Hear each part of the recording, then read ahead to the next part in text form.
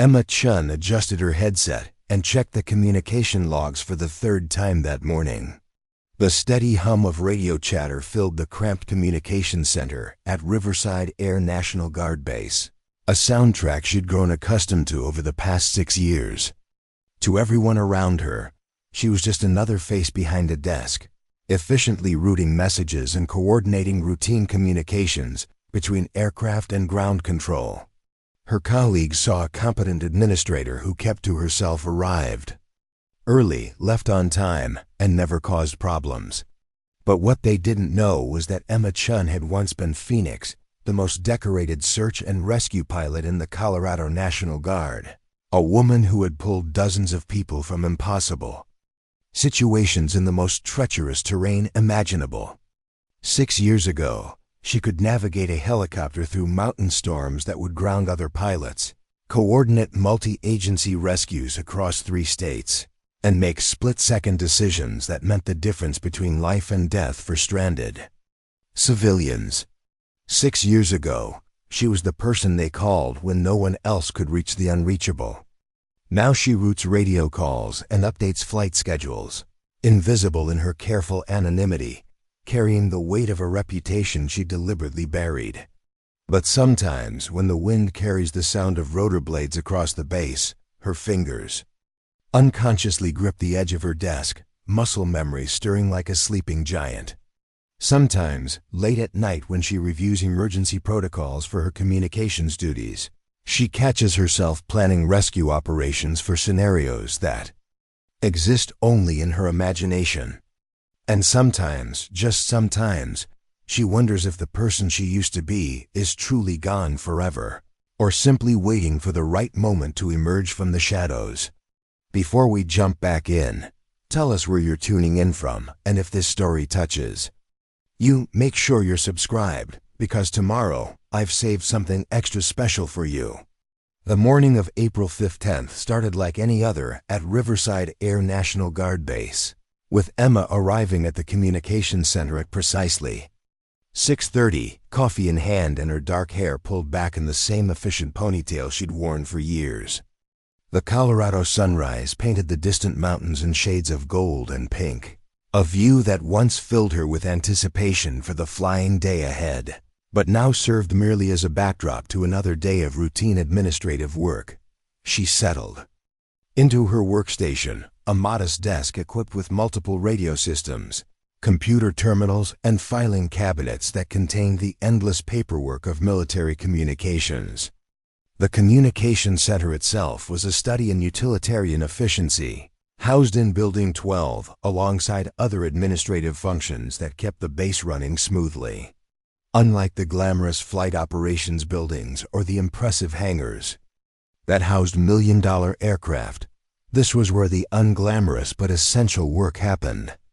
Radio calls were logged, flight plans were filed, weather updates were distributed, and coordination between various base departments flowed through Emma's hands like water through a careful dam. It was exactly the kind of work that attracted no attention, required no recognition, and allowed someone to disappear into the machinery of military bureaucracy. Emma had chosen this role deliberately after the Alpine storm incident 6 years ago, when her world had imploded in a cascade of political finger-pointing and media scrutiny. Search and rescue operations, she had learned the hard way, were only celebrated when they succeeded completely. When even one person didn't make it home, someone had to be blamed, and Emma had been the convenient target. The fact that she had saved 11 people during that operation in Afghanistan, while losing 2 had somehow become secondary to the political need for accountability. Her methods had been questioned, her decisions second-guessed by people who had never flown in combat conditions, and her reputation had been systematically destroyed by those who needed a scapegoat for an operation that had been doomed from the start. So she had retreated to this quiet corner of military service, where her expertise was invisible and her past was irrelevant. For 6 years, she had processed communications with methodical precision, arriving early and leaving on time, speaking only when necessary and avoiding anything that might draw attention to her background. Her supervisor, Major Patricia Webb, considered her a model employee, reliable, competent, and refreshingly free of the ego and drama that often plagued more ambitious personnel.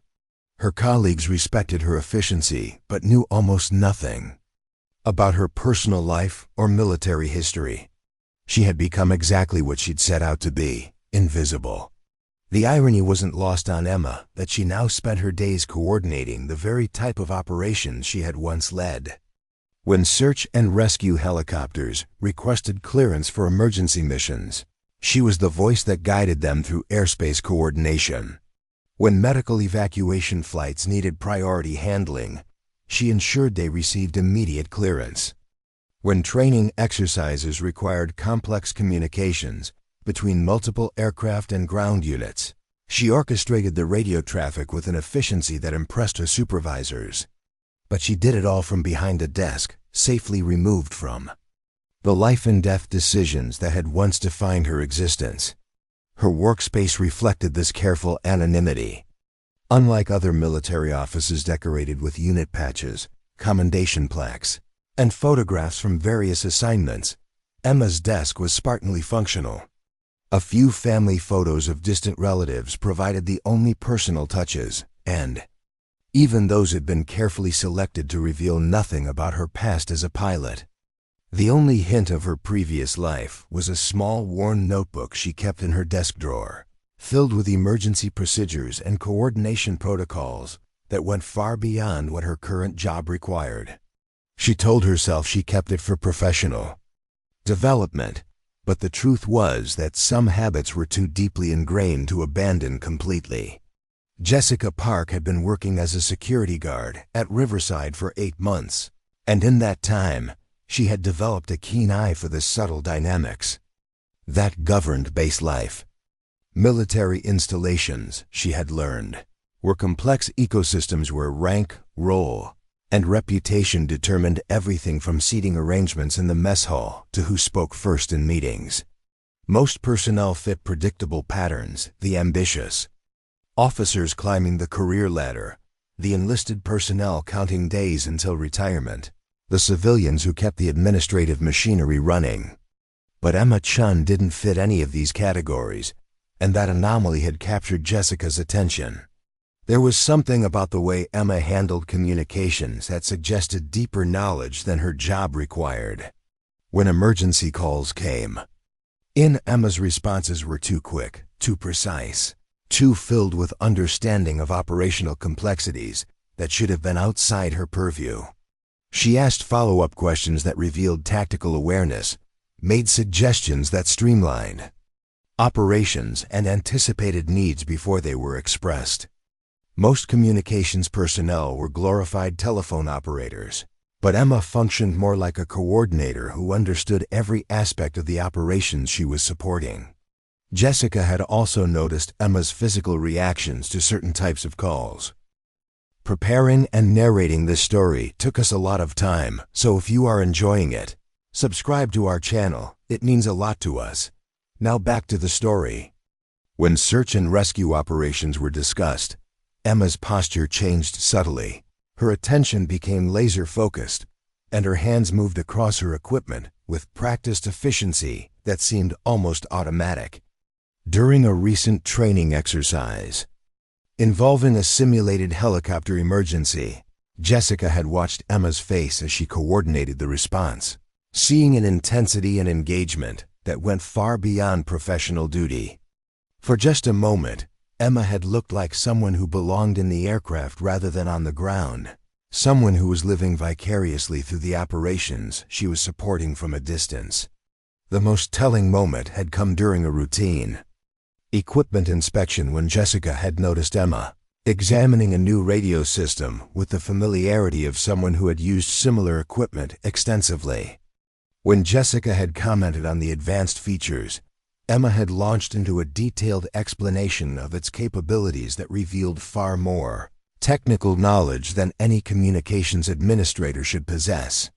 She had caught herself mid-explanation, deflected Jessica's follow-up questions, and returned to her normal reserved demeanor, but the moment of expertise had been unmistakable.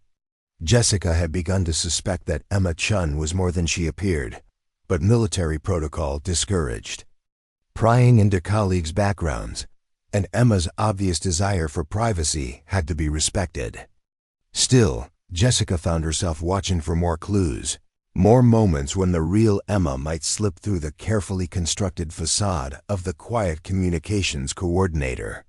She had no idea how dramatically her curiosity would be satisfied, or how soon Emma's hidden expertise would become a matter of life and death for 15 people she had never met.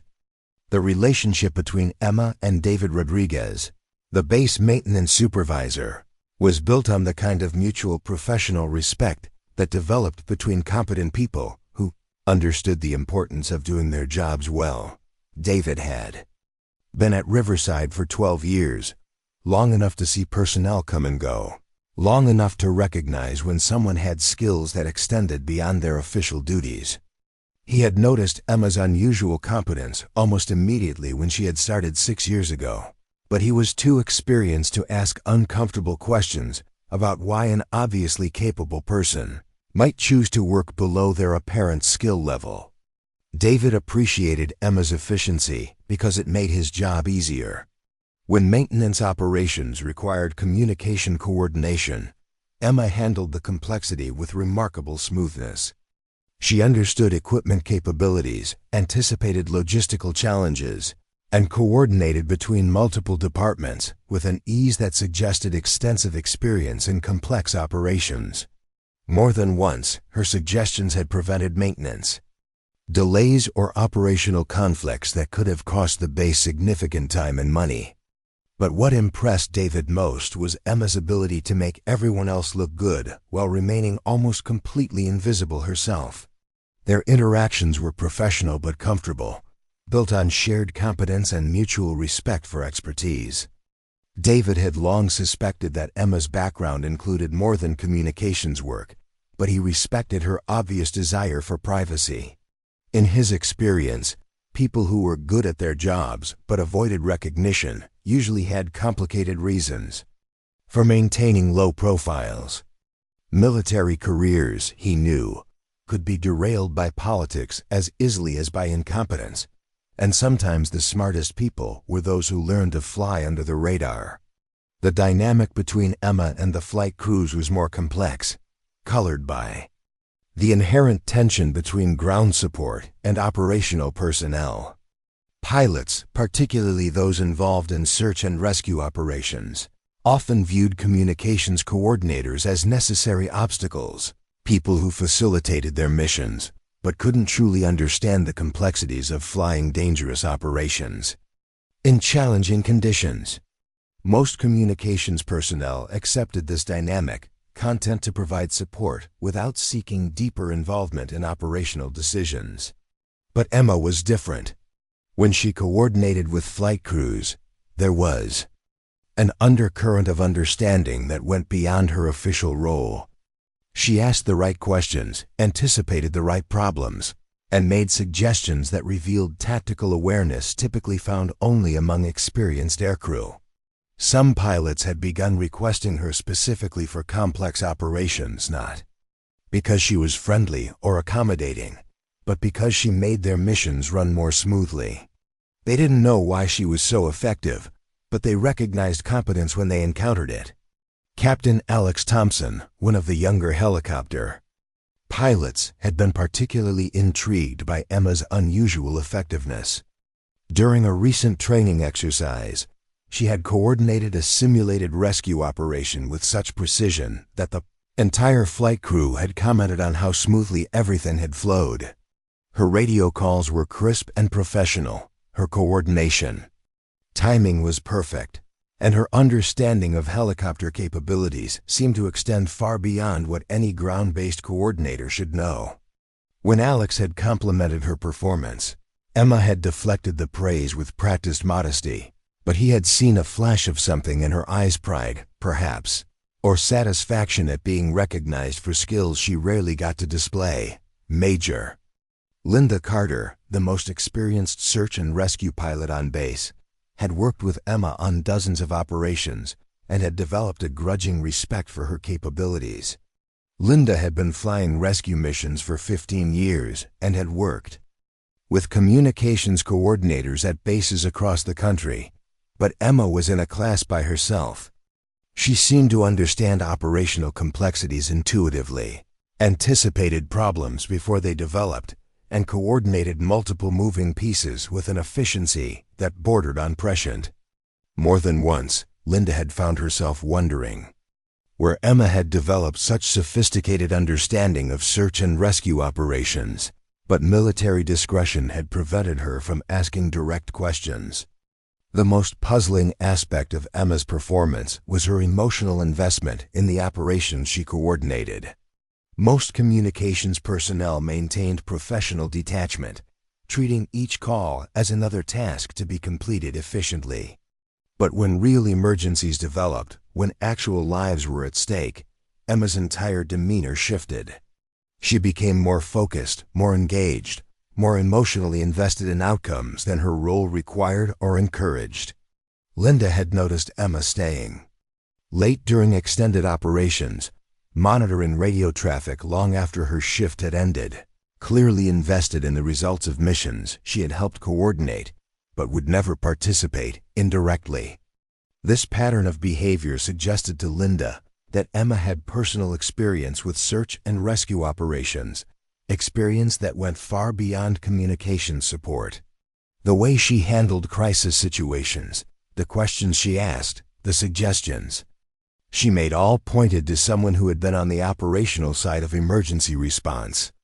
But if that were true, it raised uncomfortable questions about why such a person would choose to work in communications, why they would hide their experience, and what had happened to drive them away from operational flying.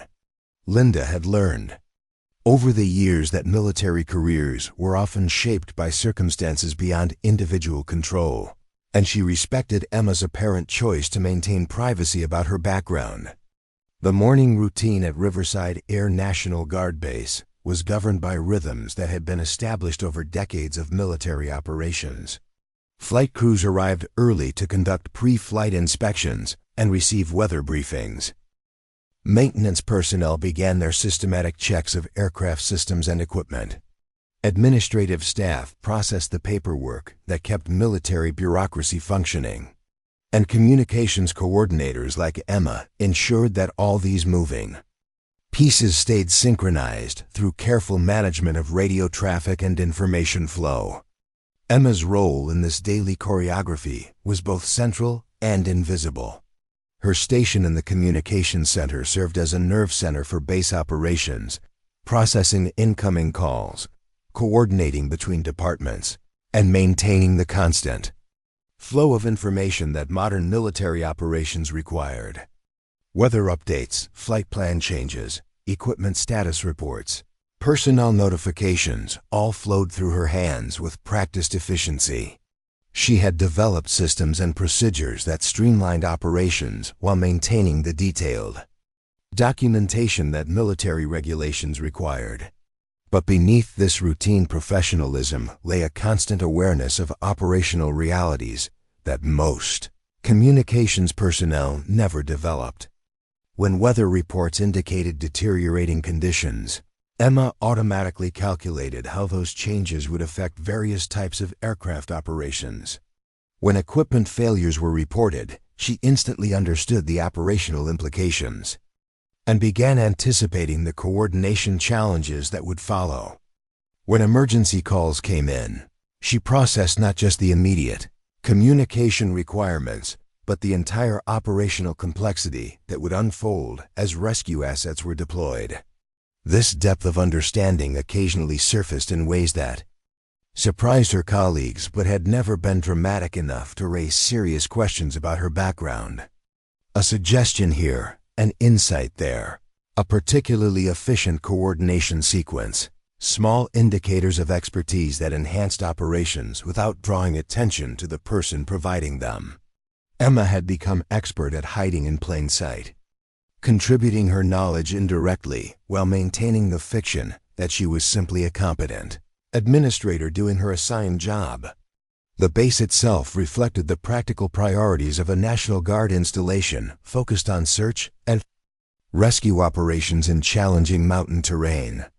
Unlike active duty installations with their emphasis on combat readiness and power projection, Riverside was designed around the specific mission of providing emergency response capabilities for Colorado's mountainous regions.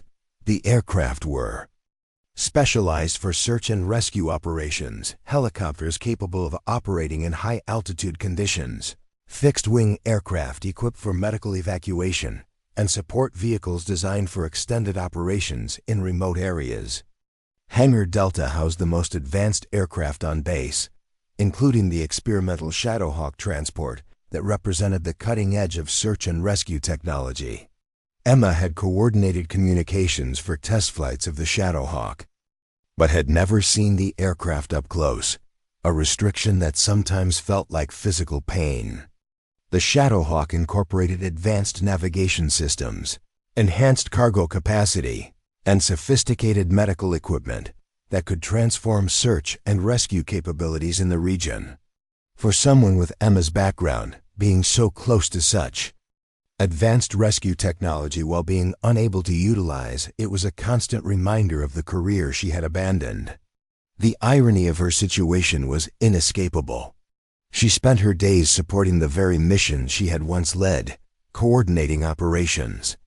She understood better than most of the people flying them, and watching aircraft she was more qualified to pilot than many of the assigned crews. But she had made her choice 6 years ago, when the Alpine storm incident had destroyed her reputation and driven her into administrative exile. The quiet competence she maintained in communications was both a reflection of her true capabilities and a constant reminder of everything she had given up to avoid the political crossfire that had consumed her previous career. Her workspace in Building 12 had become both sanctuary and prison, a place where she could contribute to the mission she still believed in while remaining safely invisible to those who might recognize her previous identity. The radio equipment that surrounded her was familiar technology, versions of systems she had used extensively during her operational career, but now she operated them from the ground rather than from aircraft cockpits thousands of feet above. Challenging terrain. The voices she heard through her headset belonged to pilots facing the same challenges she had once navigated, making the same life-and-death decisions that had ultimately destroyed her career.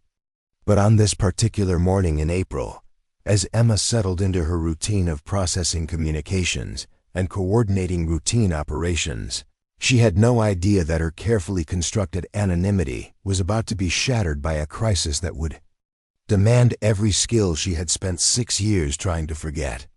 The quiet communications coordinator was about to discover that some identities are too powerful to remain buried forever, and that sometimes the very expertise you try to escape becomes the only thing standing between innocent people and disaster. The first real crack in Emma's carefully maintained facade appeared during a routine equipment maintenance call on a Thursday afternoon in late March. The base's primary search and rescue helicopter, a UH-60 Black Hawk designated Rescue 7, had developed intermittent communication issues during a training flight. The pilot, Captain Thompson, was describing the problem over the radio with obvious frustration, struggling to articulate the technical symptoms in a way that would help ground maintenance diagnose the issue. Emma listened to the exchange for several minutes, watching David Rodriguez frown as he tried to interpret the pilot's description of crackling static and intermittent signal loss. The maintenance supervisor was experienced with helicopter systems, but communication equipment troubleshooting required a different kind of technical knowledge, especially when the description was coming from someone focused on flying rather than radio technology. As the conversation continued in circles, Emma found herself unconsciously analyzing the symptoms, based on her extensive experience with similar systems in high-stress operational environments. When David finally asked her to patch him through to the electronic specialist, Emma hesitated for a moment before speaking up. "Chief Rodriguez, based on the pilot's description, it sounds like a loose connection in the antenna coupling assembly." The intermittent nature suggests vibration-induced contact failure, probably exacerbated by the altitude changes during the training exercise. If you check the coaxial connections at the antenna base and reseat the coupling assembly, that should resolve the issue. The silence that followed her suggestion was profound. David stared at her with raised eyebrows, clearly surprised by the specificity and confidence of her diagnosis. Captain Thompson's voice crackled over the radio, asking for clarification, and David found himself repeating Emma's technical assessment almost word for word.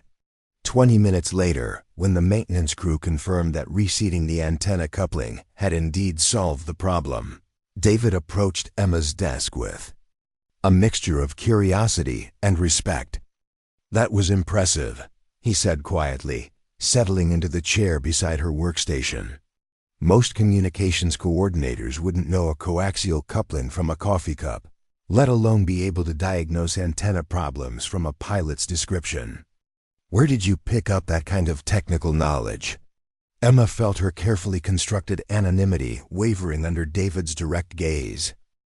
She had spent 6 years avoiding exactly this kind of attention, deflecting questions about her background with vague responses about previous assignments and general military experience. But the technical knowledge she had just displayed was too specific, too advanced to explain away with casual references to on-the-job training or professional development courses. "You work with equipment long enough, you start to understand how it fails," she replied, turning back to her computer screen in an attempt to signal that the conversation was over. But David wasn't satisfied with the deflection, and his continued presence made it clear that her explanation hadn't addressed his real question. "Emma, I've been working with military communications equipment for 12 years, David continued, his voice carrying the weight of professional expertise. "What you just did wasn't general familiarity with radio systems. That was the kind of troubleshooting that comes from extensive hands-on experience with helicopter communication systems under operational conditions. That's pilot-level knowledge, not ground support experience." The accuracy of David's assessment sent a chill through Emma's carefully controlled composure. She had allowed her professional instincts to override her commitment to anonymity, and now she was facing exactly the kind of scrutiny she had spent years avoiding. Her response had revealed knowledge that didn't match her official role, creating questions that could unravel the entire fiction of her identity as a simple communications coordinator. "I've worked on various systems over the years," she said, maintaining her focus on the computer screen, while her mind raced through possible explanations that might satisfy David's curiosity without revealing her true background. "Different assignments, different equipment. You pick things up." But even as she spoke, Emma realized how inadequate her explanation sounded. The technical diagnosis she had provided wasn't something you picked up through casual exposure or general military experience. It required the kind of intimate familiarity with helicopter systems that came from hundreds of hours of operational flying, from troubleshooting equipment failures in challenging conditions, from understanding how vibration and altitude changes affected communication systems, because you had experienced those failures firsthand while trying to coordinate rescue operations in mountainous terrain. David seemed to recognize the inadequacy of her explanation as well, but his years of military experience had taught him to respect boundaries when colleagues were reluctant to discuss their backgrounds. Personnel often had complicated reasons for avoiding attention, and pushing too hard for information could damage working relationships that had taken months or years to develop. "Well, whatever experience you're drawing from, it's useful," he said finally, standing up from the chair beside her desk. "If you notice any other technical issues that the crews might be missing, don't hesitate to speak up. Good troubleshooting saves us all a lot of time and frustration." After David returned to his own work area, Emma sat quietly at her desk, replaying the conversation and analyzing the damage to her carefully maintained cover. She had revealed technical knowledge that raised questions about her background, but She had avoided providing specific details that might lead to deeper investigation.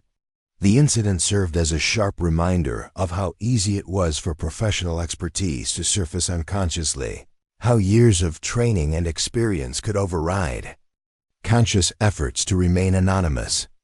Over the following weeks, Emma noticed increased attention from her colleagues, subtle changes in how they interacted with her that suggested David had shared his observations with others. The shift was neither dramatic nor uncomfortable, but it represented a crack in the professional invisibility she had cultivated over 6 years of careful anonymity. People began asking her opinion on technical issues more frequently, deferring to her judgment on coordination problems that previously would have been handled entirely by supervisors. Jessica Park, the observant security guard, seemed particularly intrigued by the incident. She had been present in the communication center during Emma's troubleshooting diagnosis, and Emma had noticed Jessica watching her with increased interest during subsequent interactions. Military installations where small communities were interesting. Stories spread quickly, and Emma suspected that her moment of technical expertise had become part of the informal gossip network that connected base personnel.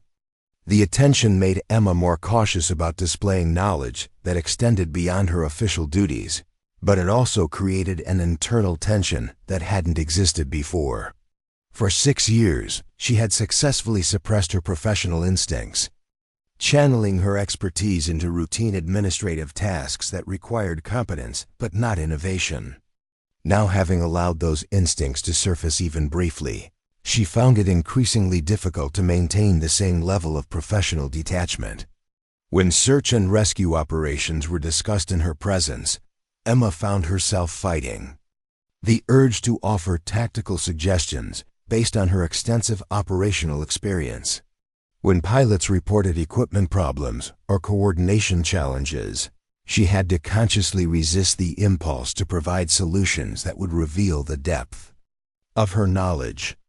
The balance between helpful competence and suspicious expertise had become more difficult to maintain, requiring constant vigilance that left her mentally exhausted by the end of each workday. The most challenging aspect of this increased attention was the growing recognition among flight crews that Emma possessed unusual competence in operational coordination. Captain Thompson, whose communication problems she had solved, began requesting her specifically for complex training exercises. Major Carter, the experienced search and rescue pilot, started asking Emma's opinion on coordination challenges that arose during mission planning. These interactions were professionally gratifying but personally terrifying, as they brought her into closer contact with the operational community she had once been part of.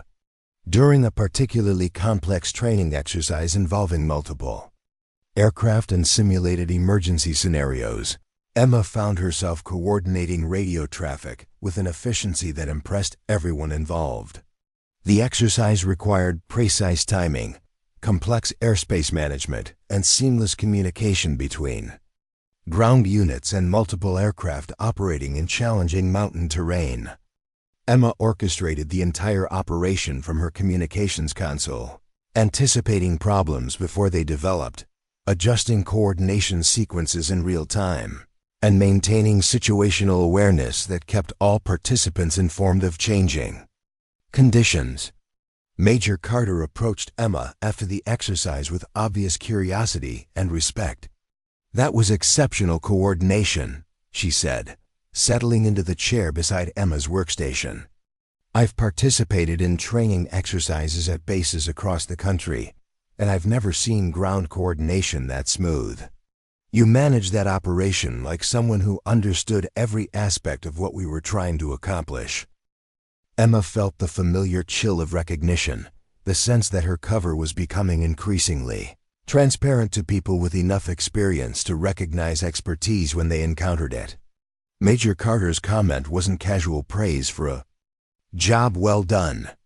It was an observation from a professional who understood the difference between competent administration and operational mastery. "It's my job to keep everyone coordinated and informed," Emma replied, Falling back on the professional modesty that had served her well over the years, the pilots did all the hard work. I just managed the radio traffic. But Major Carter wasn't satisfied with the deflection, and her continued presence indicated that she had more to say. Emma, what you did today wasn't just managing radio traffic. You were thinking 3 steps ahead of everyone else, anticipating problems before they developed, adjusting coordination in real time based on changing conditions. That kind of operational awareness doesn't come from sitting behind a desk. That comes from understanding these operations from the inside. The directness of Major Carter's observation forced Emma to confront the reality that her carefully constructed anonymity was becoming increasingly difficult to maintain. Professional expertise, she was learning, had a way of revealing itself. Despite conscious efforts to remain invisible, the skills that made her effective in her current role were the same skills that could expose her true background to people with enough experience to recognize them. I've been coordinating these types of operations for several years, Emma said, trying to strike a balance between acknowledging her competence and avoiding specific details about her background.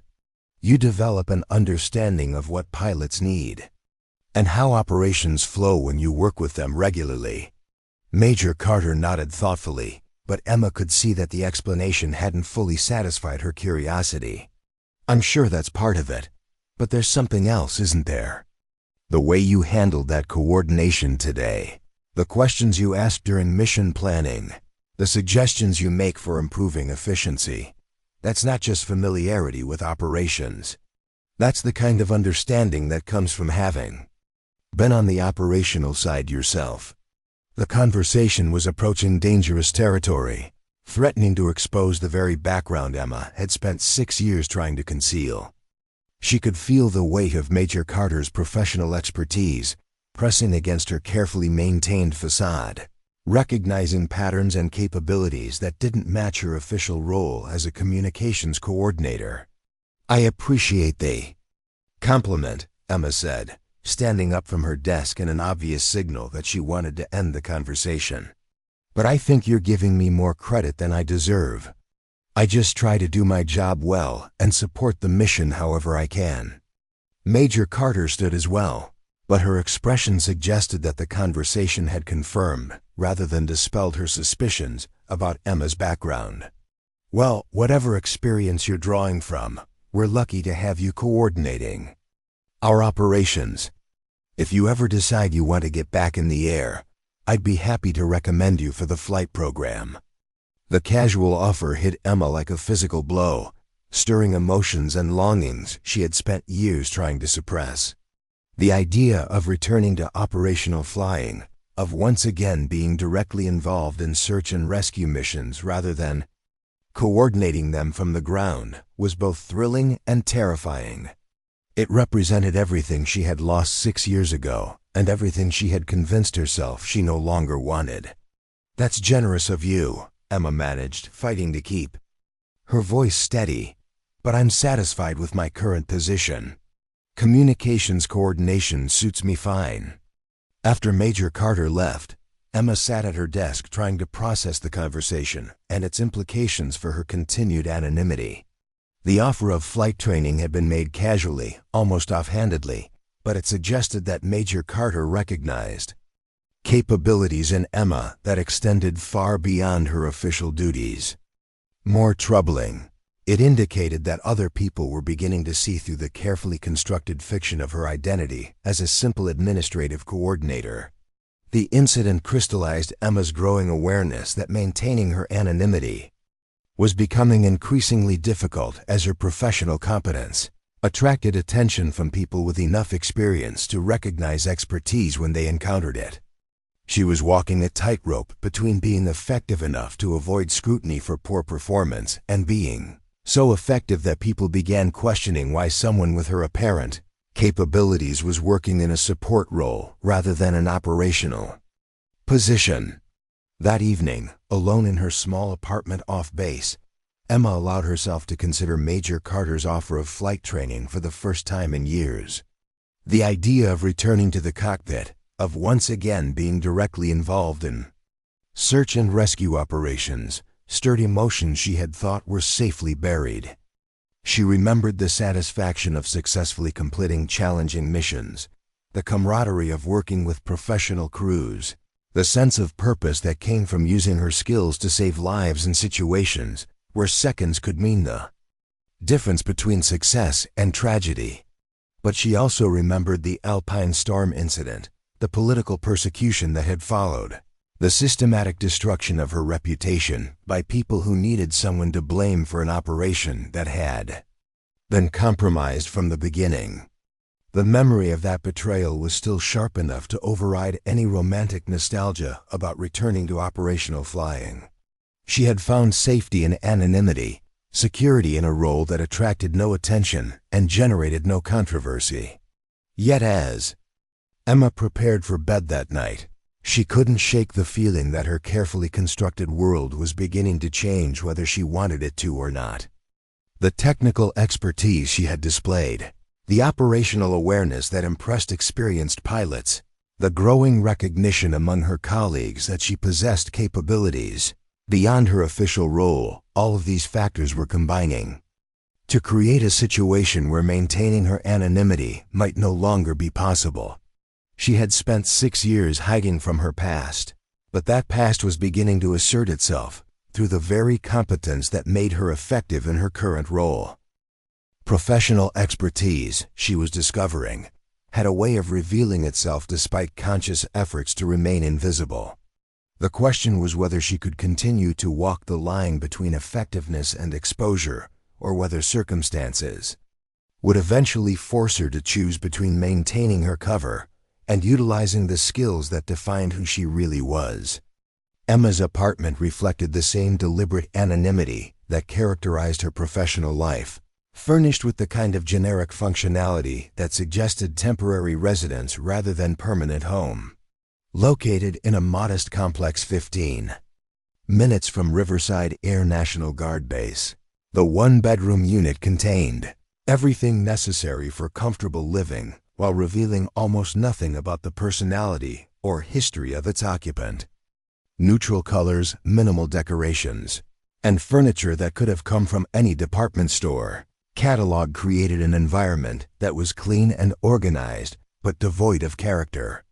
The living room contained a small television, a simple couch, and a coffee table that usually held technical manuals Emma read during her off-duty hours.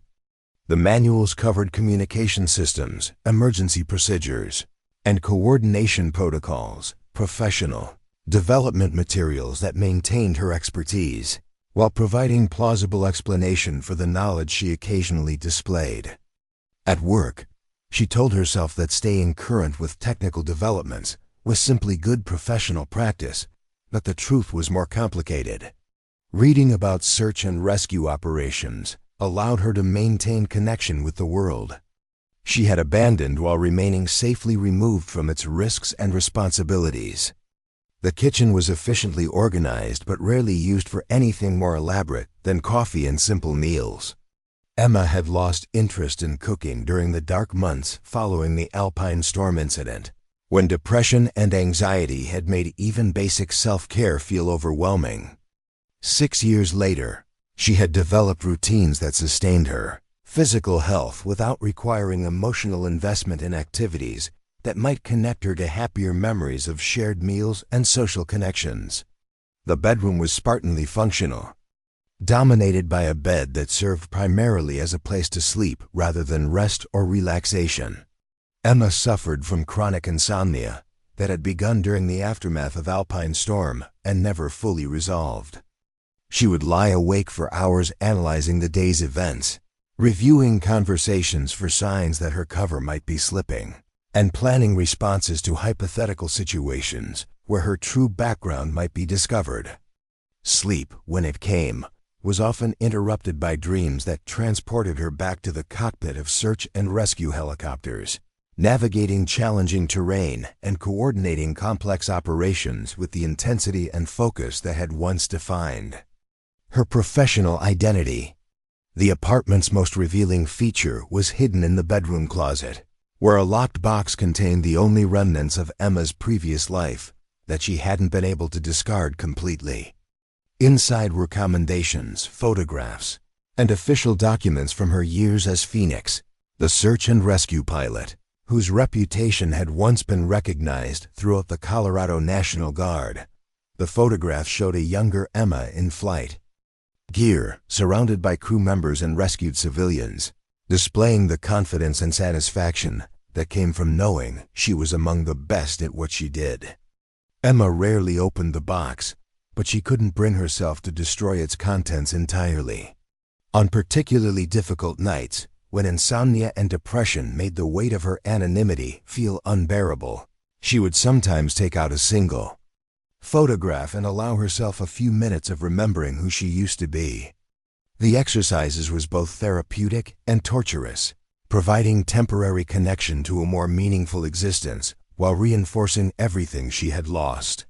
The photograph she returned to most often showed her crew after a successful rescue in the Colorado Rockies, where they had extracted a family of 4 from a remote canyon during a blizzard that had grounded other aircraft.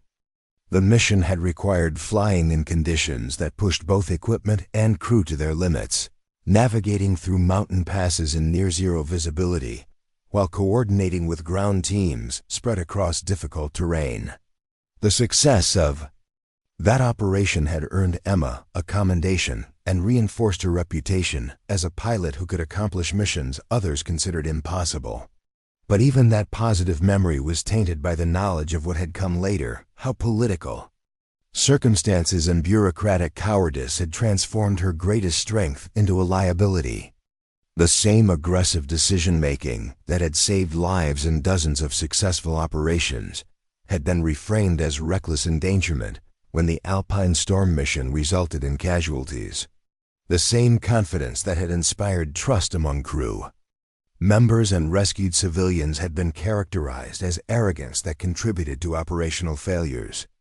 Emma's daily routine outside of work reflected the same careful anonymity that governed her professional life.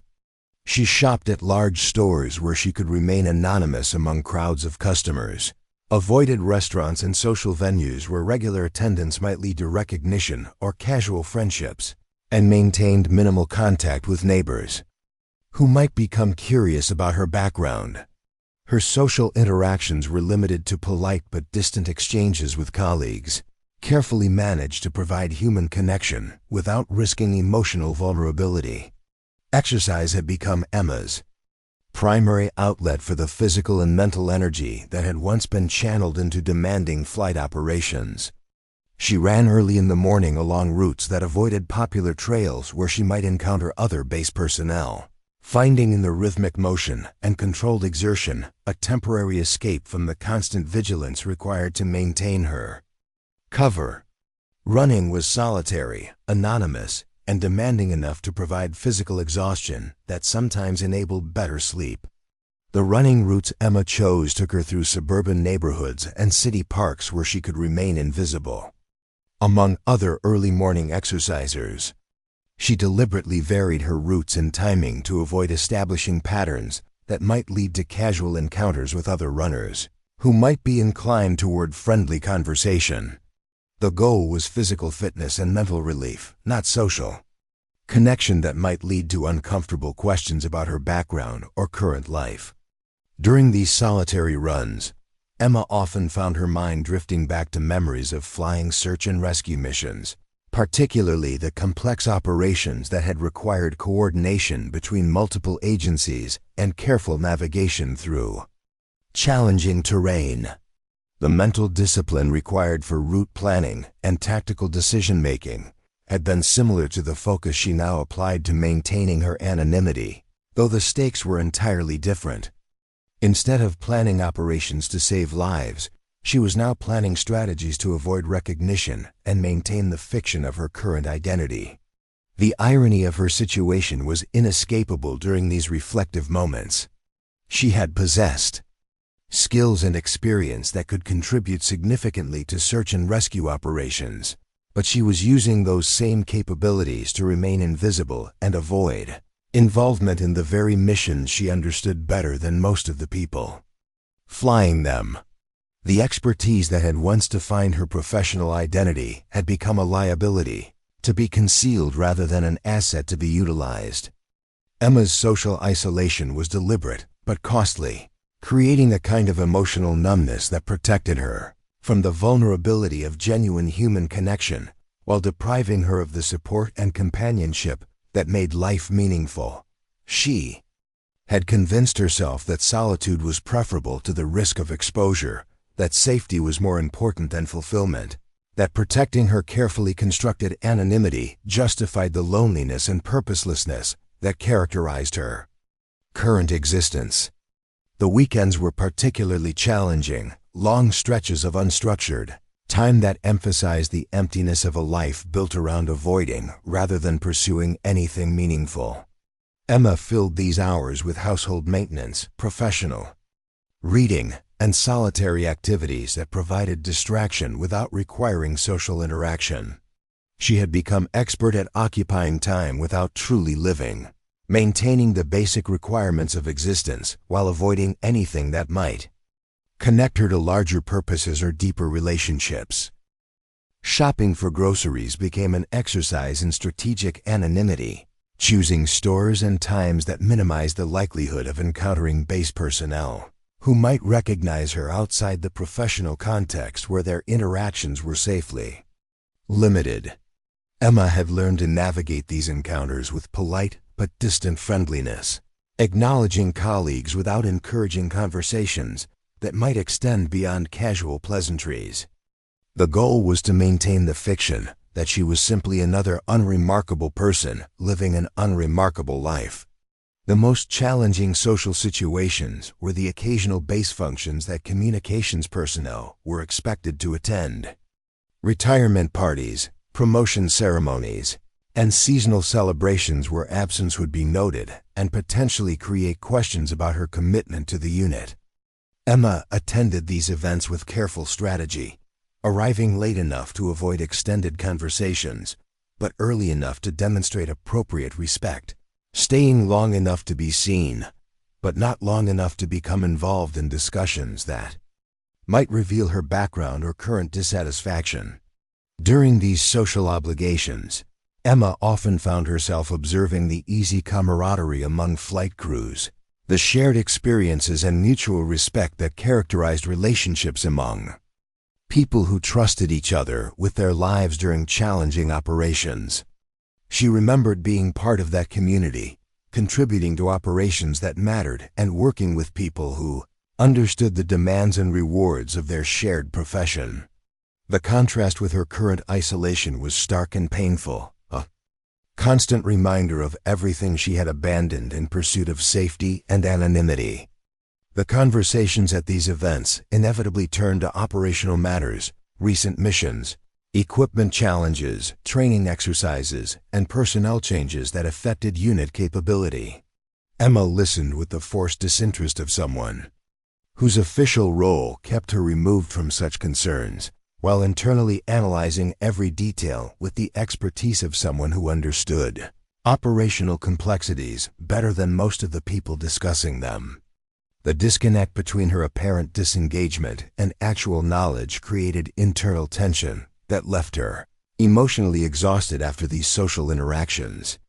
Emma's relationship with technology reflected the same careful balance between competence and concealment that characterized other aspects of her life.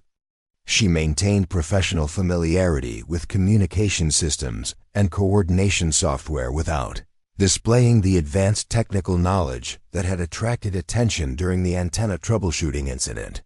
Her personal computer contained professional development materials and technical manuals, but nothing that would reveal her previous identity or suggest capabilities beyond her official role.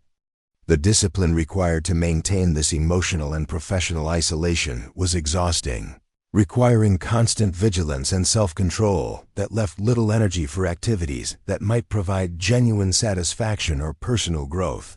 Emma had become expert at managing her own psychology, suppressing desires and instincts that might threaten her carefully constructed anonymity while maintaining just enough professional engagement to avoid attracting attention for poor performance.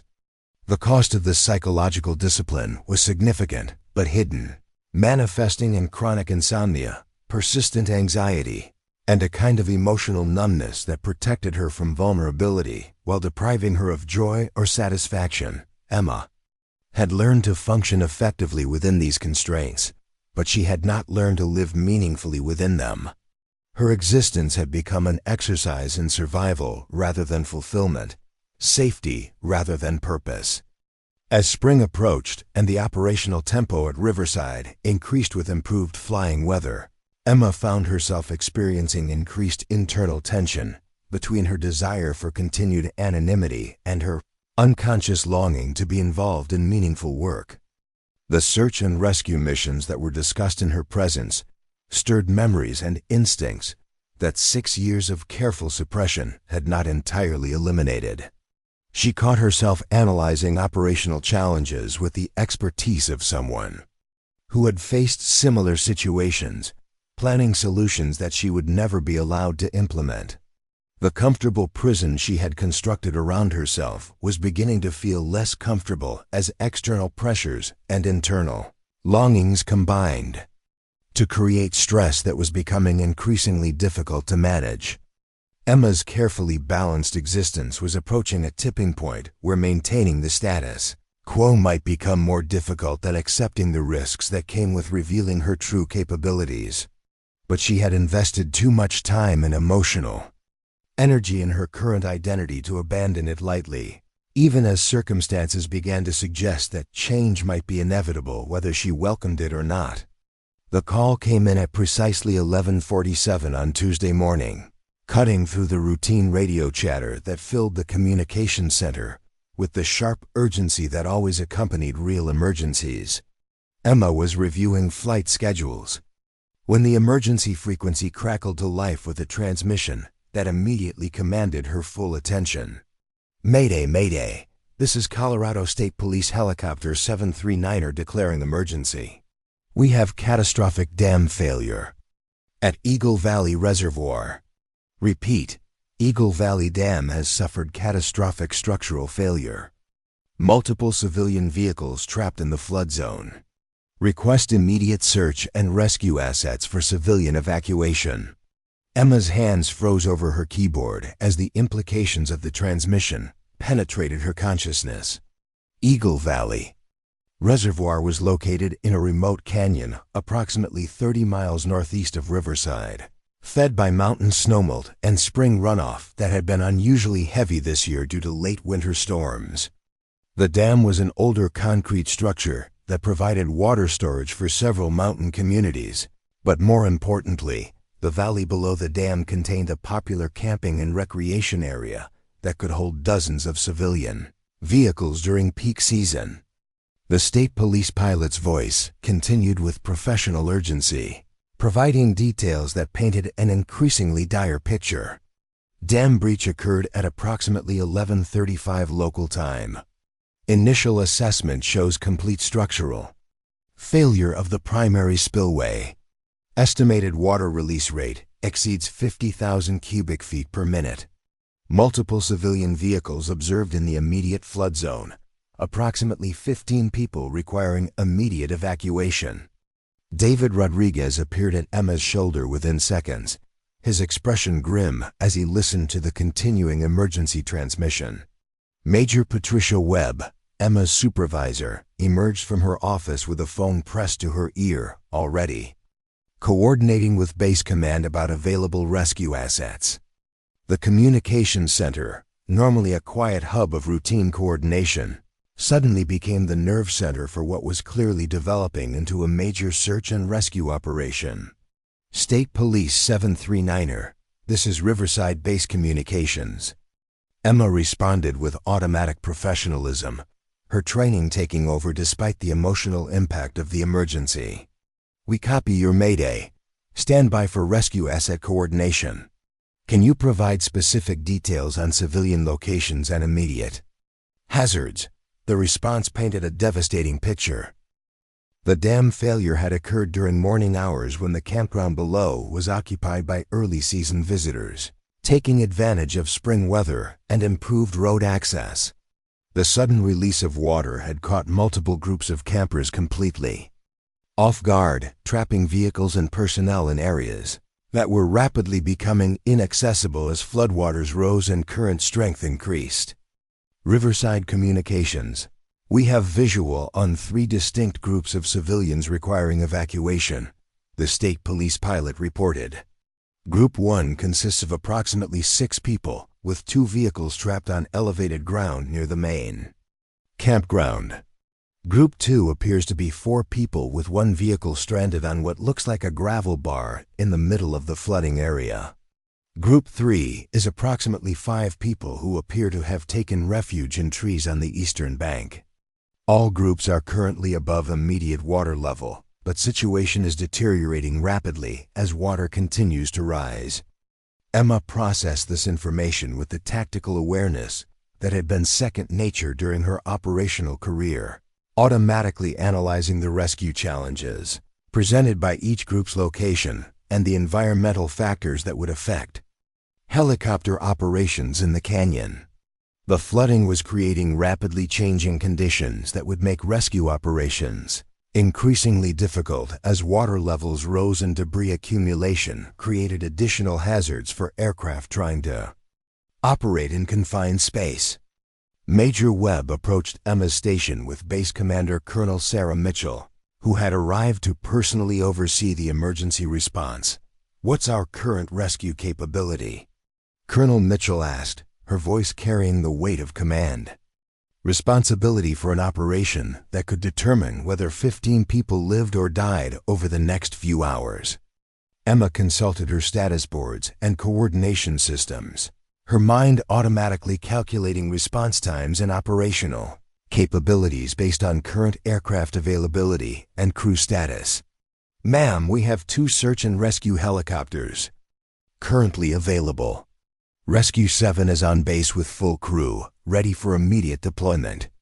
Rescue 4 is returning from a training exercise approximately 20 minutes out. Both aircraft are equipped for hoist operations and can carry multiple passengers." Colonel Mitchell nodded, then asked the question that would determine the scope and effectiveness of the rescue operation. "What about the Shadowhawk? Is the experimental transport available for this operation?"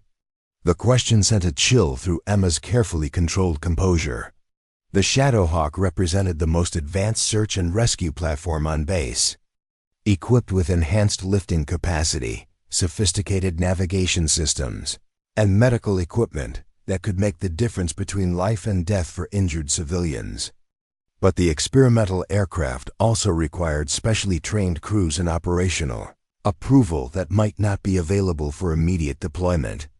"The Shadowhawk is available and fully operational," David Rodriguez reported, having consulted with the Maintenance Status Board. "However, the primary test pilot is currently off base at a conference in Denver. The backup qualified pilot is Captain Martinez, but she's grounded with a medical issue. That leaves us without immediately available crew for the experimental aircraft." Colonel Mitchell's expression darkened as she processed the implications of having their most capable rescue asset unavailable due to crew limitations. "How long to get a qualified pilot here from another base?" she asked, though Emma could see in her expression that they all knew the answer would be too long to help the trapped civilians. "Minimum 4 hours to get someone here and briefed on the Shadowhawk systems," Major Webb replied. "By that time, water levels in the canyon will have risen enough to make rescue operations much more difficult, if not impossible." Emma found herself studying the tactical display that showed the flooding area, her mind automatically calculating rescue sequences and operational challenges with the expertise that 6 years of administrative work had not diminished. The civilians trapped in the canyon were facing a time-critical situation where every minute of delay increased the risk of casualties as water levels rose and debris accumulation created additional hazards. The state police helicopter was providing valuable reconnaissance and coordination, but its limited passenger capacity meant that evacuating 15 people would require multiple trips that might not be possible as conditions deteriorated. 2 conventional search and rescue helicopters from Riverside could handle the evacuation, but they would be operating at the limits of their capabilities in an environment that was becoming increasingly dangerous with each passing minute. The Shadowhawk could potentially evacuate all 15 civilians in a single operation, utilizing its enhanced lifting capacity and advanced navigation systems to operate safely in conditions that might ground conventional aircraft. But without qualified crew, the most capable asset remained unavailable while people's lives hung in the balance. Emma listened to the continuing radio transmissions from the emergency scene, her professional expertise automatically analyzing the deteriorating situation and calculating operational requirements that were becoming increasingly complex as floodwaters rose and environmental conditions changed. The tactical challenges were similar to operations she had coordinated during her years as Phoenix, complex multi-aircraft missions and challenging terrain, where split-second decisions determined the difference between successful rescue and tragic casualties.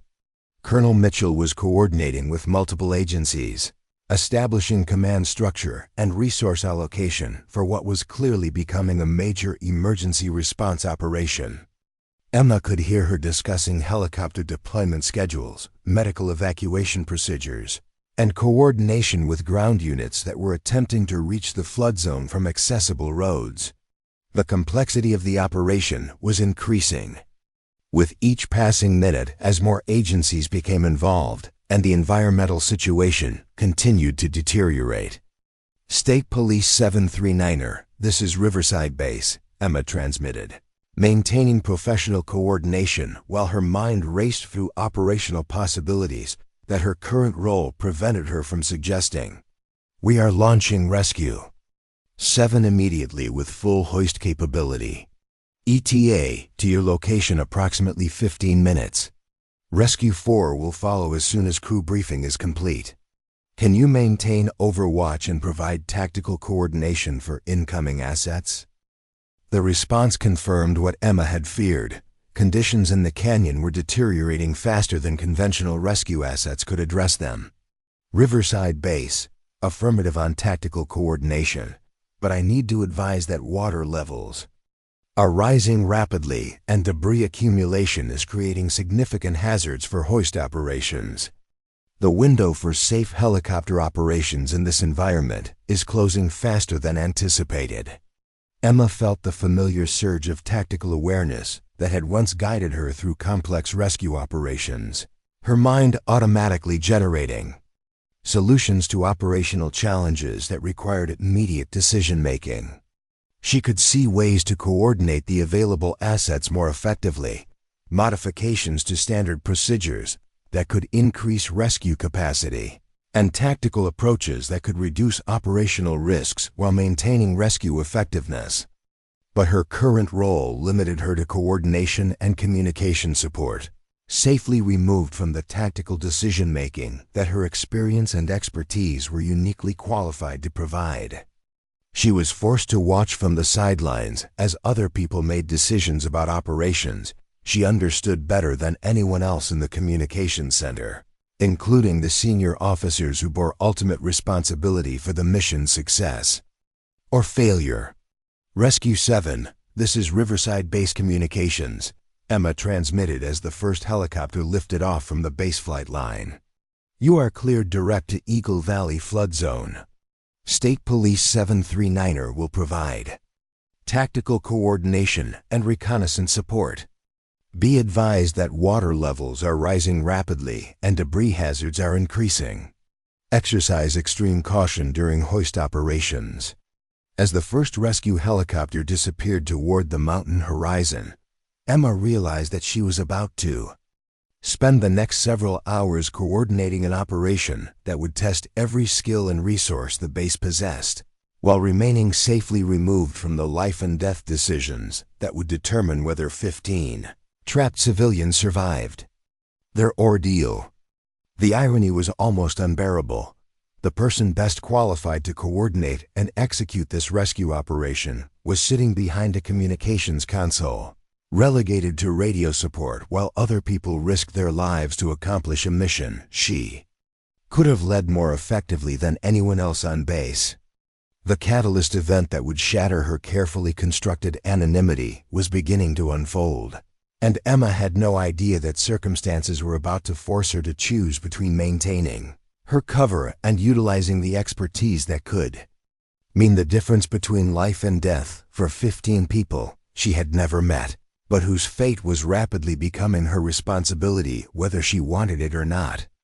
The first indication that the rescue operation was exceeding normal parameters came 23 minutes after Rescue 7 had departed for Eagle Valley, when Captain Thompson's voice crackled through the communication center with tension that cut through routine radio chatter like a knife through silence. Emma had been monitoring multiple frequencies simultaneously, coordinating between the state police helicopter providing reconnaissance, the incoming rescue assets, and base operations that were scrambling additional resources for what was clearly becoming a major emergency response. Riverside Base. This is Rescue 7 on scene at Eagle Valley flood zone, Captain Thompson reported, his voice tight with controlled stress. Situation is significantly worse than initial assessment. Water levels have risen approximately 8 feet since dam failure, and current flow rate appears to be increasing rather than stabilizing. Debris accumulation is creating major hazards for hoist operations. Emma exchanged glances with David Rodriguez, who had positioned himself at her shoulder to monitor the developing situation. They both recognized the implications of Captain Thompson's report. The rescue operation was facing environmental conditions that were deteriorating faster than anyone had anticipated, creating challenges that would test both equipment and crew beyond normal operational limits. Rescue 7, this is Riverside Base, Emma responded, maintaining professional composure while her mind automatically analyzed the tactical implications of the changing conditions. Copy your assessment. Can you provide specific details on civilian status and immediate rescue priorities? The response painted an increasingly desperate picture. Riverside Base. I can confirm 15 civilians in 3 distinct groups as previously reported. Group 1, 6 people near the main campground, are currently on elevated ground that appears stable but may not remain above water level if current rise rate continues. Group 2, 4 people on the gravel bar, are in immediate danger as their refuge is being eroded by current flow and may be completely submerged within the next 30 to 40 minutes. Emma felt her pulse quicken as she processed the time constraints that were beginning to dominate the rescue operation. Group 2 was facing an immediate threat that required rapid evacuation, but their location in the middle of the flooding area presented significant challenges for helicopter hoist operations in an environment filled with debris and unstable water conditions. Captain Thompson continued with details that confirmed Emma's growing concern about the operational challenges they were facing. Group 3, 5 people in trees on the eastern bank, appear to be relatively secure for now, but their position will become untenable if water continues rising at current rate. However, the real problem we're facing is debris flow that's making standard hoist operations extremely hazardous. Emma leaned forward in her chair, her professional instincts engaging fully as she processed the tactical situation developing 30 miles away. Debris flow in flood situations created unpredictable hazards for helicopter operations, with logs, vehicles, and structural materials creating obstacles that could damage aircraft or injure personnel during rescue attempts. Standard hoist procedures assumed relatively clear operating environments, but flood rescues required modified tactics that not all crews had extensive experience executing. Rescue 7. Describe the debris situation in detail, Emma requested, her voice carrying an authority that surprised David Rodriguez. Are we talking about floating debris that can be avoided, or submerged obstacles that could affect hoist positioning? Captain Thompson's response confirmed her worst fears about the complexity of the rescue environment. Riverside Base were seeing both surface and submerged debris, creating a constantly changing hazard pattern.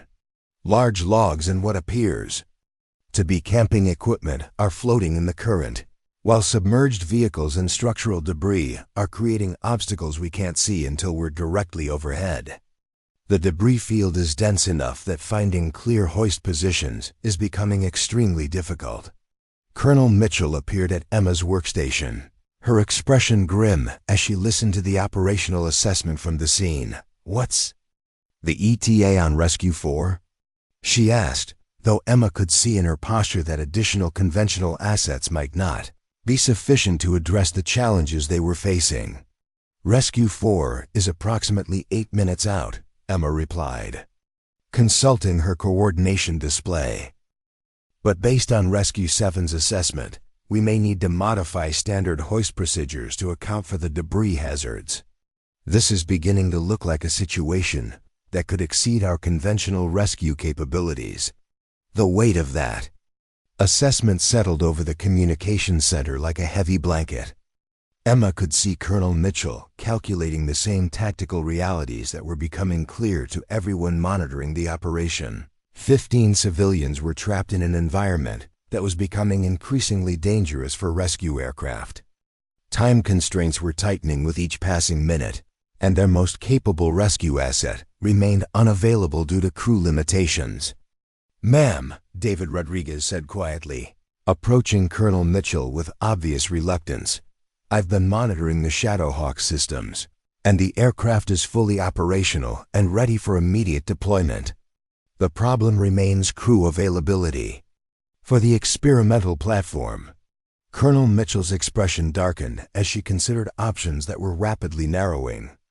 The Shadowhawk's advanced capabilities could potentially address many of the challenges that were making conventional rescue operations so difficult, but regulations and safety protocols prevented deployment of experimental aircraft without properly qualified crews.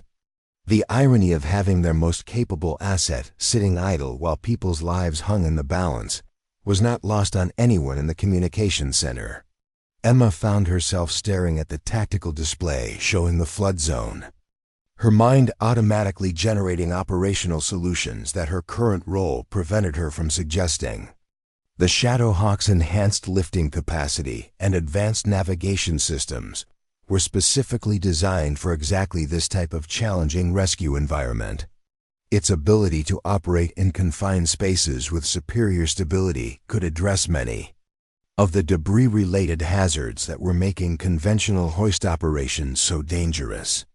"State Police 739er, this is Riverside Base," Emma transmitted, maintaining coordination while internal tension built toward a breaking point. "Can you provide updated assessment on civilian status and environmental conditions?" The response from the state police helicopter painted an increasingly desperate picture that was approaching critical decision points. Riverside Base, Group 2 on the gravel bar is now in immediate danger. Their refuge area has been reduced by approximately 60% due to current erosion, and I estimate they have less than 20 minutes before their position becomes completely untenable. Water levels continue rising, and debris density is increasing as more material enters the flood zone from upstream. Emma felt the familiar surge of tactical awareness that had once guided her through complex rescue operations under extreme conditions. She could visualize the scene from the state police pilot's description, understanding the environmental factors and operational challenges with clarity that came from years of experience in similar situations. The tactical solution was clear. To her, rapid evacuation of Group 2 using aircraft with superior capabilities, followed by systematic rescue of the other groups before environmental conditions made operations impossible. But the solution required resources and expertise that were currently unavailable, while conventional assets struggled with environmental challenges that were pushing them toward the limits of safe operation. Emma watched Colonel Mitchell coordinating with multiple agencies and senior staff, knowing that the decisions being made were tactical compromises rather than optimal solutions to the rescue challenge. Rescue 7, this is Riverside Base. Colonel Mitchell transmitted personally, taking over coordination to assess options with the flight crew. Given current environmental conditions, what's your assessment of conventional rescue feasibility? Can standard hoist operations safely evacuate all civilian groups within available time constraints? Captain Thompson's response was professionally honest but personally devastating. Riverside Base. Conventional hoist operations are possible, but extremely challenging given debris hazards and deteriorating conditions. We can probably extract Group 1 and Group 3 using modified procedures, but Group 2 presents significant risks due to their exposed position and limited time window. I estimate at least 60 to 90 minutes for complete evacuation using conventional methods, assuming no equipment failures or crew injuries. The time estimate hit the communication center like a physical blow. 60 to 90 minutes for complete evacuation meant that Group 2 would almost certainly be lost, as their refuge position would be completely submerged long before conventional rescue operations could reach them. Emma could see the calculation in Colonel Mitchell's expression. They were facing a situation where traditional rescue methods might save some of the trapped civilians but would almost certainly result in casualties that could have been prevented with more capable resources. Major Webb approached Colonel Mitchell with a tablet displaying communication logs and operational assessments that had been flowing into base headquarters. "Ma'am, I've been coordinating with Regional Command about additional assets, but the closest qualified Shadowhawk crew is at Peterson Air Force Base in Colorado Springs. Even with immediate departure, they couldn't be on scene for at least 3 hours. 3 hours represented an impossible time frame for rescue operations that needed to be completed within the next hour to prevent casualties." Emma found herself gripping the edge of her desk as she listened to the tactical assessments that confirmed what her expertise had already calculated. Conventional rescue methods were insufficient for the challenges they were facing, while their most capable asset remained unavailable when it was needed most. Rescue 4, this is Riverside Base. Emma transmitted as the second helicopter reported on scene at Eagle Valley. You are cleared to coordinate with Rescue 7 for systematic evacuation operations. Priority sequence is Group 2 immediate, followed by Groups 1 and 3 as environmental conditions permit. The response from Major Carter, the experienced pilot commanding Rescue 4, carried the weight of professional assessment that confirmed the gravity of their situation. Riverside Base. We're coordinating with Rescue 7 for immediate approach to Group 2. However, I need to advise that debris density and current flow are creating hazardous conditions that are pushing our operational limits. This is going to be challenging even with 2 aircraft. Emma closed her eyes briefly, fighting against instincts that were screaming for her to take direct action in a situation where her expertise could make the difference between successful rescue and tragic casualties. She understood the environmental challenges, the tactical requirements, and the operational solutions better than anyone else monitoring the situation. But her carefully maintained anonymity prevented her from contributing anything beyond communications. Coordination. The radio crackled with transmissions between the 2 rescue helicopters as they coordinated their approach to Group 2, whose position was becoming increasingly precarious with each passing minute. Emma listened to the tactical discussions between experienced crews who were pushing their equipment and training to the limits in an attempt to reach civilians whose lives depended on rescue operations that were approaching the boundaries of what conventional methods could accomplish safely. Riverside Base, this is Rescue 7. Captain Thompson reported after several minutes of tactical maneuvering. We've successfully positioned for hoist operations on Group 2, but debris flow is creating continuous hazard situation. We're going to need perfect conditions and flawless execution to extract 4 people from this location without equipment damage or crew injury. Emma found herself holding her breath as she listened to the hoist operation unfold over the radio. Professional expertise allowing her to visualize every aspect of the dangerous rescue attempt. She could hear the tension in Captain Thompson's voice as he coordinated with his crew, chief during the delicate operation of lowering rescue personnel into a debris-filled environment while maintaining aircraft stability in challenging wind conditions created by the canyon terrain. Minutes stretched like hours as the rescue operation proceeded with agonizing slowness, dictated by safety requirements and environmental hazards. Emma monitored multiple frequencies simultaneously, coordinating with base operations while maintaining situational awareness of an operation that was testing every skill and resource they possessed. The success of the immediate rescue attempt would determine whether they could continue operations to extract the remaining 11 civilians, or whether deteriorating conditions would force suspension of rescue efforts with people still trapped. Riverside Base.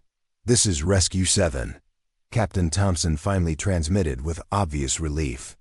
We have successfully extracted all 4 members of Group 2, proceeding to safer airspace for passenger transfer to rescue 4 before returning for Group 1 operations. The success of the first phase brought temporary relief to the communications center, but Emma could see in Colonel Mitchell's expression that they were still facing significant challenges. Extracting Group 2 had required nearly 30 minutes of complex operations, time that had allowed environmental conditions to continue deteriorating while water levels rose and debris accumulation increased. Outstanding work, Rescue 7. Colonel Mitchell responded. What's your assessment for continuing operations with Groups 1 and 3, given current environmental conditions? Captain Thompson's response confirmed what everyone in the communication center had begun to fear. The rescue operation was approaching limits that might force impossible choices between safety and mission completion. Riverside Base, environmental conditions are continuing to deteriorate faster than anticipated.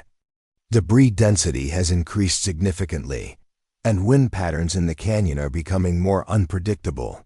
We can continue operations, but risk levels are escalating with each passing minute.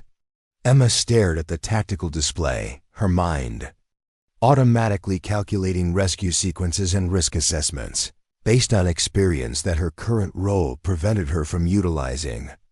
11 people remained trapped in positions that were becoming increasingly dangerous, while rescue assets struggled with environmental challenges that were pushing conventional operations beyond safe limits.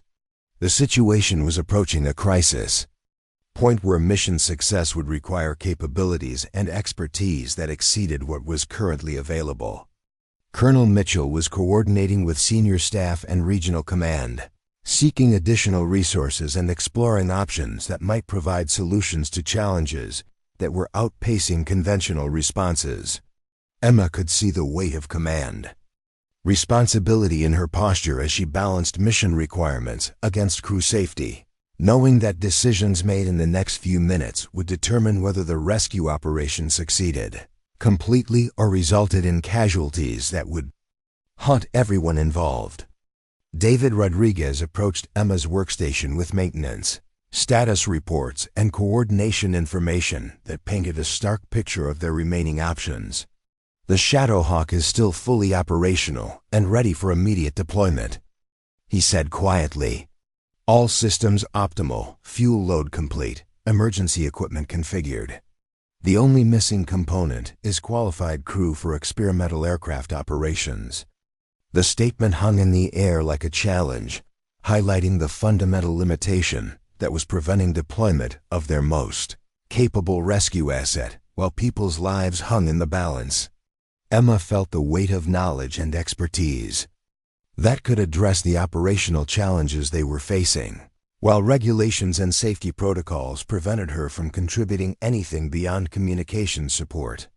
"Ma'am," Major Webb said, approaching Colonel Mitchell with updated assessments from the scene. "Rescue 7 and Rescue 4 are reporting that environmental conditions are approaching limits for safe helicopter operations. They can continue mission attempts, but crew safety margins are becoming critically narrow. Colonel Mitchell's expression reflected the impossible position of military commanders who must balance mission requirements against resource limitations and safety considerations. The rescued civilians from Group 2 were safe, but 11 people remained trapped in an environment that was becoming increasingly dangerous for both victims and rescue personnel. Conventional methods were proving inadequate for the challenges they faced, while their most capable asset remained unavailable when it was needed most. Emma found herself approaching a decision point that would either maintain her carefully constructed anonymity or expose the expertise that could make the difference between mission success and tragic failure. 6 years of hiding were colliding with professional instincts and moral obligations that demanded action regardless of personal consequences. The comfortable prison of her assumed identity was about to be shattered by circumstances that would force her to choose between safety and responsibility, between concealment and contribution to a mission where every minute of delay increased the risk that people would die who could have been saved. The trap was closing around Emma's carefully maintained cover, tightening with each radio transmission that confirmed the deteriorating situation at Eagle Valley. Soon she would have to decide whether Captain Emma Chen, communications coordinator, would continue coordinating from the sidelines, or whether Phoenix, the search and rescue pilot, would finally emerge from 6 years of hiding to face challenges that required every skill she had spent so long trying to forget. The moment of decision arrived at exactly 12:43 in the afternoon, when the radio crackled with a transmission that would force Emma to abandon 6 years of carefully constructed anonymity or watch 11 people die in a flood zone that was rapidly becoming unsurvivable. Major Carter's voice cut through the tension in the communications center with professional urgency that barely concealed growing desperation about the deteriorating rescue situation. Riverside Base, this is Rescue 4 with critical update on environmental conditions, Major Carter reported, her voice tight with controlled stress. Water levels have risen another 4 feet in the past 20 minutes, and debris flow has reached critical density. Group 1's elevated position is now partially flooded, and their refuge area is shrinking rapidly. Group 3's tree positions are becoming unstable as current undermines root systems. We estimate maximum 15-minute window before both positions become completely untenable. Emma felt the blood drain from her face as she processed the implications of Major Carter's assessment. 15 minutes to evacuate 11 people from positions that were becoming increasingly dangerous, using conventional aircraft that were already operating at the limits of safety in an environment filled with debris and unpredictable current flows. The mathematical reality was inescapable. Conventional rescue methods could not evacuate 11 people from 2 separate locations within the available time frame. Colonel Mitchell's face had gone pale as she listened to the transmission, her expression reflecting the weight of command decisions that could determine whether the rescue operation ended in complete success or tragic casualties. Emma could see her calculating the same tactical realities that were becoming clear to everyone in the communication center. They were facing a situation where conventional capabilities were insufficient for mission requirements. Rescue 4. This is Riverside Base, Colonel Mitchell responded, her voice carrying the strain of impossible choices. Continue operations with maximum possible urgency. We are exploring additional resources and options. Stand by for further coordination.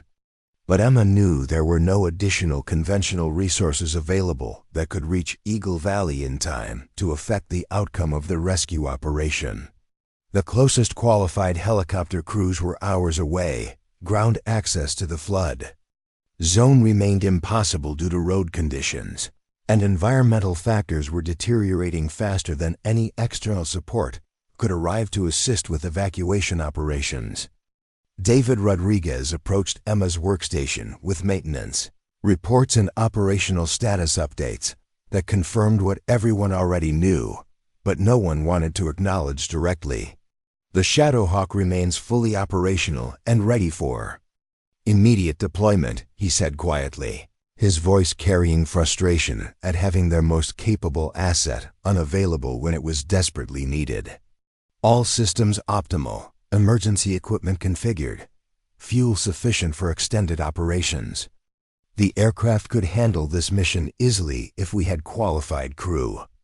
Emma stared at the tactical display showing the flood zone, her mind automatically generating operational solutions that required capabilities, currently sitting idle in Hangar Delta while people's lives hung in the balance.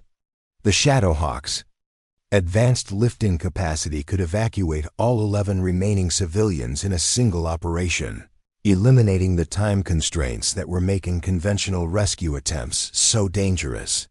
Its enhanced navigation systems and stability controls were specifically designed for exactly this type of challenging environment. Jessica Park had been monitoring the emergency response from her security station, and Emma noticed her approaching with obvious concern about the developing crisis. "Is there really nothing else we can do?" Jessica asked quietly, her voice reflecting the helplessness that everyone felt watching capable resources remain unused while rescue operations struggled with inadequate equipment. The question hung in the air like a challenge, forcing Emma to confront the reality that she possessed the expertise needed to utilize the Shadowhawk effectively while regulations and protocol prevented anyone else from making that decision. She was the only person on base with the advanced training and operational experience necessary to deploy the experimental aircraft safely in the challenging conditions that were making conventional rescue operations so dangerous.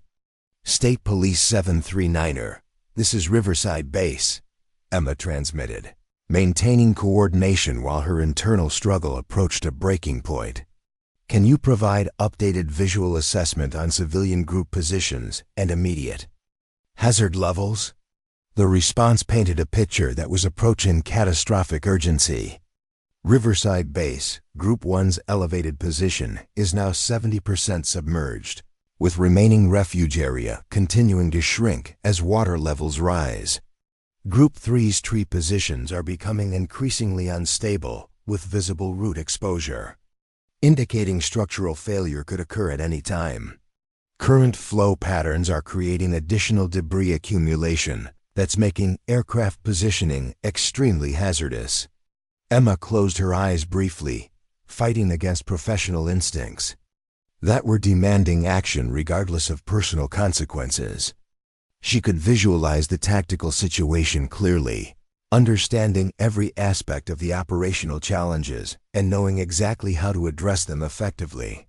The rescue operation required expertise and capabilities that she possessed but could not contribute without revealing her true background and abandoning the anonymity she had maintained for 6 years.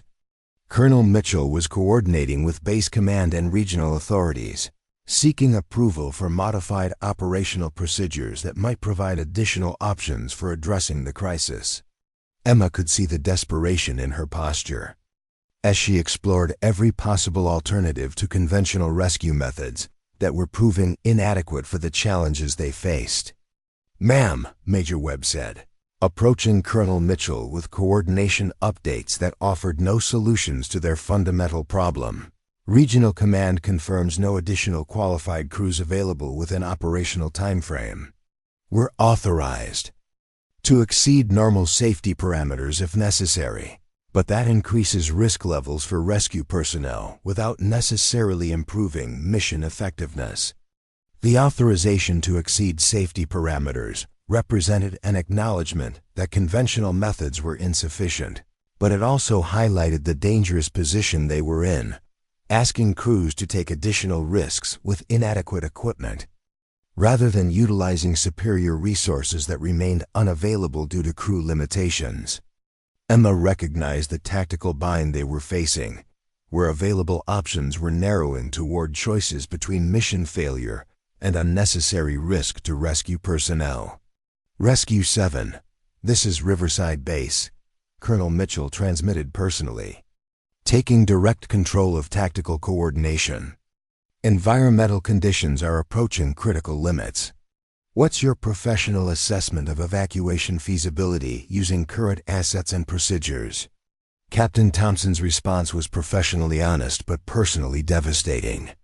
Riverside Base, we can continue operations, but evacuation of all remaining civilians within available time frame would require perfect execution under increasingly hazardous conditions.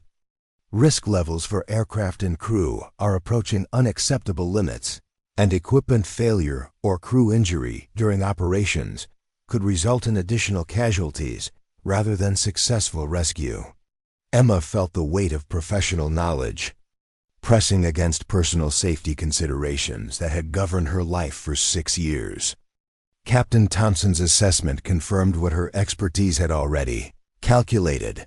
Conventional rescue methods were insufficient for the tactical situation they faced, while superior capabilities remained unused because of regulatory constraints and crew availability limitations. David Rodriguez approached Emma's workstation again, his expression reflecting the frustration they all felt at having solutions available but inaccessible.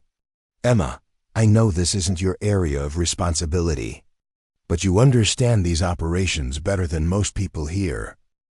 Is there anything we're missing? Any operational approach that might improve our chances of getting everyone out safely?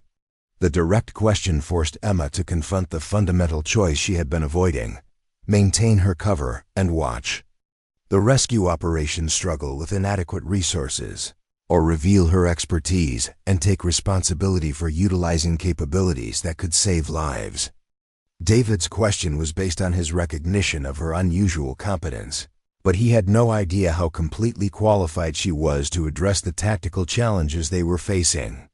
The Shadowhawk could handle this mission effectively, Emma said. Quietly, her voice barely audible over the radio traffic filling the communications center. Its lifting capacity and advanced systems are designed for exactly this type of challenging rescue environment. David nodded grimly. But we don't have qualified crew for experimental aircraft operations. The regulations are specific about certification requirements for test platforms, especially in emergency situations where equipment failure could result in additional casualties. Emma stared at the tactical display, her mind racing through decision trees that led inevitably toward revelation of her true background or acceptance of mission failure that could cost lives. The Shadowhawk represented the solution to every tactical challenge they were facing, but utilizing it required expertise that only she possessed among available personnel. Riverside Base. This is State Police 739er with urgent update. The reconnaissance aircraft reported, cutting through Emma's internal struggle with information that crystallized the developing crisis. Group 1's position is now 90% submerged. Estimate less than 5 minutes before complete submersion. Group 3's tree positions showing visible structural failure. Both groups require immediate evacuation or they will be lost. The transmission hit the communications center like a physical blow, confirming that conventional rescue operations had run out of time to complete successful evacuation of all trapped civilians. Emma could see Colonel Mitchell's expression as she processed the reality that they were approaching mission failure despite having resources available that could address every tactical challenge they faced. Jessica Park was standing near Emma's workstation, her observant eyes studying Emma's reaction to the developing crisis with obvious recognition that something significant was happening beneath the surface. Emma, you look like someone who knows exactly how to solve this problem, she said quietly, her voice carrying intuitive understanding that went beyond casual observation. The comment forced Emma to acknowledge what everyone around her was beginning to recognize. She possessed knowledge and capabilities that extended far beyond her official role as communications coordinator. 6 years of careful anonymity were crumbling under the pressure of a crisis that demanded expertise she could provide. but had been hiding from professional and personal necessity. "Ma'am," Emma said, standing up from her workstation and approaching Colonel Mitchell with decision that felt like stepping off a cliff into unknown consequences. "I need to speak with you immediately about operational options we haven't discussed." Colonel Mitchell looked up from her coordination activities with obvious surprise at Emma's sudden assertiveness, recognizing something different in her demeanor. That suggested significance beyond routine administrative input. "What is it, Captain Chen? Do you have information about additional resources or operational alternatives?" Emma took a deep breath, feeling 6 years of carefully constructed identity dissolving under the weight of moral obligation and professional responsibility. "Ma'am, I'm qualified to pilot the Shadowhawk for this rescue operation. I have extensive experience with experimental aircraft systems and complex search and rescue operations in challenging environments." The statement brought immediate silence to the communications center as everyone within hearing range turned to stare at Emma with expressions ranging from shock to disbelief. Colonel Mitchell's eyes widened as she processed the implications of Emma's claim, recognizing that the quiet communications coordinator was revealing capabilities that could transform their tactical situation completely. "Captain Chen, that's a very serious claim," Colonel Mitchell said carefully, her voice reflecting both hope and skepticism about revelations that seemed almost too convenient to be credible. "Shadowhawk operations require advanced certification and extensive training with experimental systems. What specific qualifications do you possess that would support such an assignment?" Emma felt the last barriers of her assumed identity cracking under the weight of professional necessity and moral obligation to save lives that hung in the balance. "Ma'am, my previous assignment was as a search and rescue pilot with advanced certification in experimental aircraft operations. I have over 2,000 flight hours in similar platforms and extensive experience with complex rescue operations in challenging mountain terrain." The revelation sent shock waves through the communications center as personnel who had worked with Emma for years suddenly realized that the quiet administrator they thought they knew was actually an experienced pilot with exactly the qualifications needed to address their current crisis. David Rodriguez stared at her with obvious amazement, pieces of his observations finally falling into place as he understood why her technical knowledge had seemed so advanced. "What's your call sign?" Colonel Mitchell asked, her voice carrying the weight of recognition that they might have discovered a solution to their seemingly impossible tactical situation. Emma hesitated for just a moment, knowing that revealing her call sign would expose her complete identity and make it impossible to return to the anonymity she had maintained for 6 years. "Phoenix, ma'am. Call sign Phoenix." The recognition was immediate and dramatic. Colonel Mitchell's expression transformed from skepticism to amazement as she processed the significance of having Phoenix, the legendary search and rescue pilot, available for the most challenging rescue operation the base had faced in years. Major Webb's eyes widened with obvious shock as she realized that the quiet communications coordinator was actually one of the most accomplished rescue pilots in Colorado National Guard history.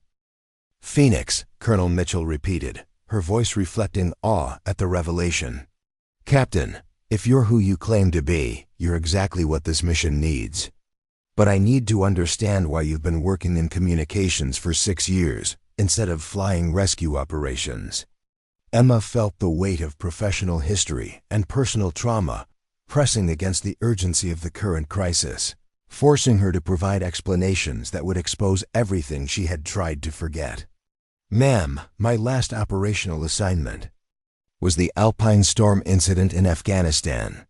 Political circumstances following that operation resulted in my reassignment to administrative duties. I've been in communications since then by choice, avoiding operational flying due to personal and professional considerations." Colonel Mitchell nodded with understanding that reflected familiarity with military politics and career disruptions that could sideline even the most capable personnel. "Captain, I'm familiar with Alpine Storm. your actions during that operation saved 11 lives under impossible conditions.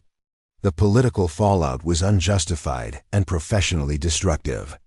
The acknowledgement of her previous accomplishments and recognition of the injustice she had suffered brought unexpected emotion to Emma's carefully controlled composure. For 6 years, she had lived with the weight of professional destruction and political persecution, convinced that her reputation had been permanently damaged by circumstances beyond her control. "Ma'am, the Shadowhawk can complete this mission safely and effectively," Emma said, focusing on tactical realities rather than personal vindication. "Its capabilities are specifically designed for this type of rescue environment. I can evacuate all 11 civilians in a single operation, eliminating time constraints and reducing risk levels for everyone involved." Colonel Mitchell was already reaching for her radio, recognizing that they had discovered a solution that could transform mission failure into complete success. "Captain Chen, you're hereby authorized for immediate deployment as pilot in command of the Shadowhawk for emergency rescue operations. All previous restrictions and administrative assignments are suspended pending completion of this mission."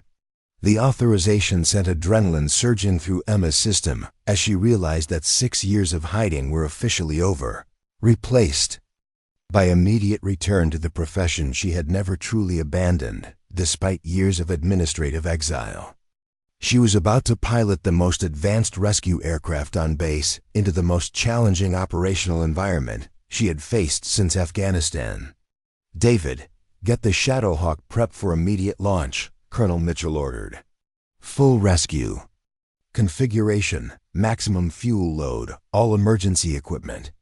Emma, you'll need flight gear and crew briefing, but we don't have time for extended preparation. How quickly can you be airborne?" Emma felt her professional instincts taking complete control as she shifted mentally from communications coordinator to mission commander responsible for saving 11 lives under extreme conditions. "Give me 10 minutes for gear and systems." "Check. The Shadowhawk and I will be ready for immediate deployment." As Emma ran toward Hangar Delta, her mind was already focused on tactical planning and operational execution rather than the personal consequences of revealing her true identity. Phoenix was back, and 11 people were counting on her expertise to bring them home safely from a situation that had pushed conventional rescue capabilities beyond their limits. The experimental Shadowhawk sat under bright hangar lights like a sleeping predator, its advanced systems and superior capabilities representing everything Emma had missed during 6 years of administrative exile. As she approached the aircraft, muscle memory and professional instincts took control, guiding her through pre-flight procedures with efficiency that had been honed by years of operational experience. 23 minutes later, the Shadowhawk lifted off from Riverside Air National Guard Base with Emma at the controls, carrying her back into the operational world she had never truly left despite years of trying to forget who she really was. Phoenix was returning to the sky, and 11 civilians trapped in Eagle Valley flood zone were about to discover what it meant to be rescued by one of the most accomplished search and rescue pilots in military history. The quiet communications coordinator was gone forever, replaced by the warrior who had always been hiding beneath the surface, waiting for the moment when her expertise would be needed more than her anonymity. Some identities were too powerful to remain buried, and some skills too important to waste in the safety of administrative obscurity. Emma Chen had spent 6 years running from her past, but today her past had caught up with her in the form of 11 people who needed exactly the expertise she had been trying to forget.